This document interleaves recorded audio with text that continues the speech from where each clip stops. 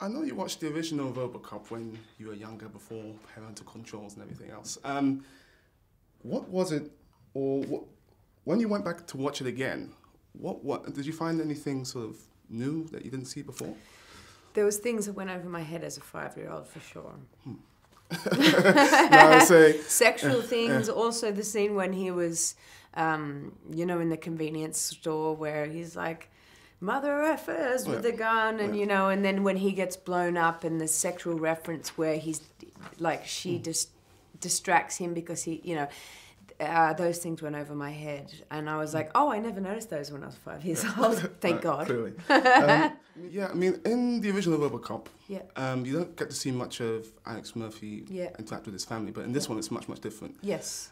Is there any benefit to not having something more substantial from the original RoboCop to draw from for your performance?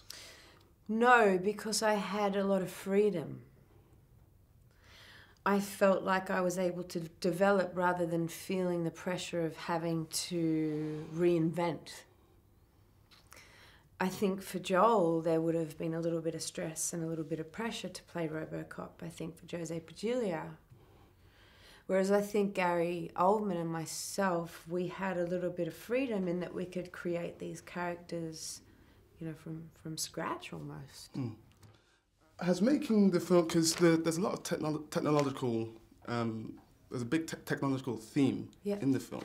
Has making the film sort of caused you to look at all the technological advancements a bit differently? Because if you do the research, then some of the things are more further along than people might think. Yeah, you'd be really surprised. Actually, I'm a tech nerd myself, so my interests are in, you know, in science magazines and National Geographics. My interest is in science and biology and travel and the world and the cosmos and the universe. And so for me, I already had knowledge of this. Of course, you always research more, but you know, I was a total nerd in school. My favorite subjects were science, and my favorite subjects were history, social studies, and you know, I loved art, obviously, and drama as well, like most kids do. But you know, I used to want to be a vet. So, and I grew up on 170 acres with the stars and the. You know, you could see Jupiter and Saturn, so I just, I think your mind goes to different places. Cool. And what was it like working with, you know, your Gary Oldman and Michael Keaton? That must have been quite interesting. It was amazing. And when I first met Gary, I felt very nervous. My knees shook and kept calling him sir. And within 2 minutes, he talked to me about Bright Star, a film that I made with Jane Campion. And to know that someone that I respect and admired that much had seen a film that was, for me, one of the most important films I had made, personally, was really touching. And then a week later, to be walking down the street, you know, Gary's having a coffee and I'm having a hot chocolate and we're shooting the breeze, was like a dream.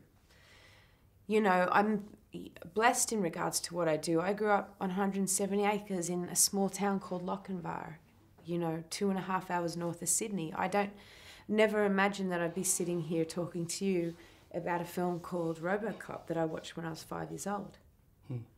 And is there anything else coming up for you after this? I have a film called Solace that's being released towards the end of the year, and apart from that, working on an album on music. Cool. Wow, I look forward to it. Thank you. No worries, thank you. Nice.